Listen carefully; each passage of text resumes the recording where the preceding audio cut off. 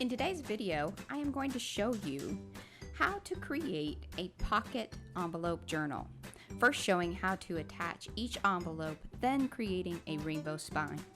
Welcome to PM Artist Studio. I am Mariah, the M in PM. Please be sure to like, subscribe, and ring that bell. Now let's get started. So right off the bat, I did spare you the sorting of the envelopes, making sure that I had the right count. What you see here is actually multiple sets because I'm going to be creating 3 journals from all of these. Out of that, I knew that I wanted to use 6 of the different decorative scissors that I have there. Some work better than others. You can see me struggle with a few of them. But basically, I wanted enough variation in them so I could intersperse the different styles. So I just kind of sorted them out, and then that way I could just cut those sets, and I knew that I would have 1 or actually 2 of each style in each set, and then mix those up. And that's what you'll see me do here in just a moment. So now that all of the envelopes have been, the flaps have been cut off with our decorative scissors, I'm going to lay them out in the 3 sets for the 3 different journals. And I thought probably the easiest way to kind of intersperse them would then be to basically create one at the front and one in the back. And that's why I have it split out like I do. And I also then alternate them so they're kind of opening to opening and then like backs to backs. It just kind of makes for a nicer journal. I end up, when I do create these, sometimes I flip them around or whatever. It doesn't actually matter. It's just kind of a preference sort of thing. Something to maybe obsess about a little bit. But that's basically the adjustment of them.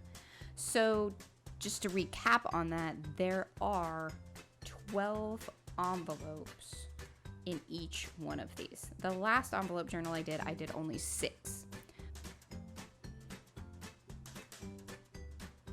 Now jumping right over into the cutting of the paper and deciding, so I have 3 papers out here.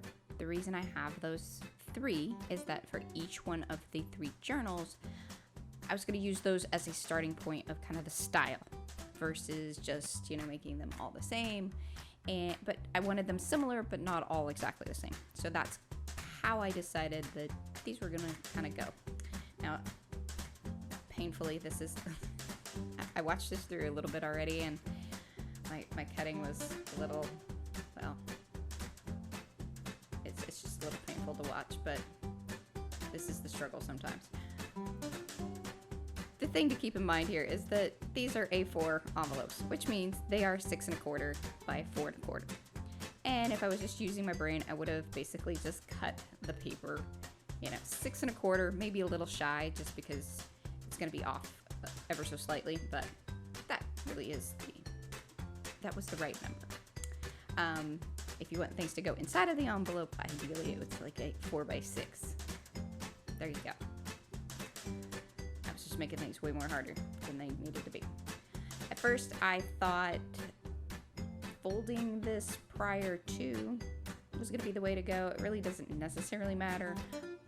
I did figure out that kind of the best approach is just to tear off the little section, fold it in half, then line up the fold to the edge of the envelope, glue it down, add the glue there, line the other envelope, kind of butt it up to it, and then glue down.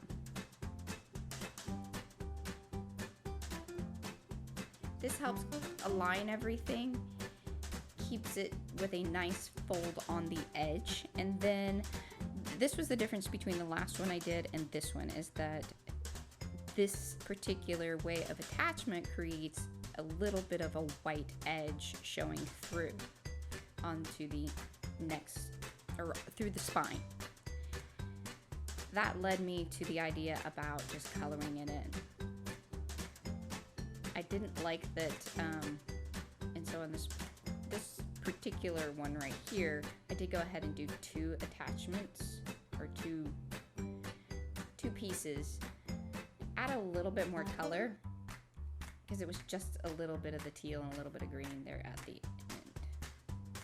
And I was still sort of working out how this was going to work versus the last time, which I did do a small accordion fold, put 2 or 3 of the envelopes together, and then did another section. This was so much more simple. Basically just get your piece that you're going to attach, fold it in half, glue it down, rinse, repeat. And then that's when you see, like, I was looking at it going, oh, you know, I have this white edge showing through. And something else, maybe a little tip or technique that could be done, is actually coloring it before doing the fold, so that part doesn't show through as it does. Or kind of what you're going to see coming up here, which is going to be taking that folded edge and using the markers on it. But I'll let this run through, show you guys a couple more, showing you how it was done. Just again, adding the glue to one side, line up the fold, which I didn't do a great job right there. I think I probably tried to scoot it. This again was the first one, or the first journal, so it took a few to get to the point of going, all right, getting a little bit of a system down. Hopefully through my trial and error, your journal will end up much better than my first attempt here. Glue down, line up, and then fold. And that is really, really how it goes. This is why I said I didn't really measure that out properly. So I had to come back and trim those end pieces. I think this falls under the category of if you measure twice, cut once. Definitely falls into that category of things. So yes, here I am trimming more. But I think you guys get the gist of it. I will go ahead and just fast forward through some more of this, and then we can then move on to just coloring the spine. And that's really very simply how these are attached. Okay, so now that this one is pretty much done, you can see I obviously have a few more to do. Some quick notes about it is that when you're doing a pattern like I am here, I was trying to keep the colors on one side. As I was flipping back and forth, I was just checking to make sure I was consistently keeping the color, the leaves or the flowers, or the what we call the dinosaur stamp print, that's what that pattern is, on the bottom part. But as you flip and turn, I'm just doing that to check to make sure that I'm in the right part. So now we're jumping over to the leaf pattern, which means this is the second journal. I spared you the rest of the other one because I did this one a little bit differently after going through that first one, which you saw me using the markers straight away. Because as I mentioned, I figured out probably was better to at least get some marker, some ink, whatever you want to do right there on that spine before I attach both pieces together, or both pockets, the two envelopes, which turned out to be a lot better, just cleaner attachment, and also the color showing through. Now you've seen me do the colored ends with the Posca markers. I didn't have quite the right color, and I knew that I wanted to fade in an additional color. So you see where I grabbed the Dina Wakley acrylic paint, did the same basic technique, it was a little thicker obviously, to create that next color section, which worked beautifully. So if you don't want to use markers, you can use acrylic paints. You could even do it prior to gluing down either one.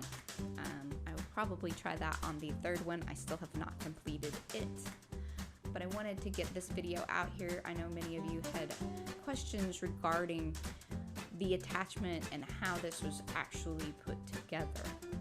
And I thought this was then another fun next level thing for these little envelope journals, is to create that colorful rainbow spine, which went so perfectly with our boho papers. And again, if you guys are finding any type of inspiration or just like hearing us or listening to these videos, or every once in a while might find something worth doing, please do subscribe to our channel. We do this each week and would love for you to come back and see whatever next little project that we are working on.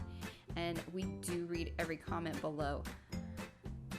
So give us some comments, anything that we went through too quickly, or we are going to be doing some live events coming up and would love some ideas on what you would like to see us do for those. Thank you again for watching.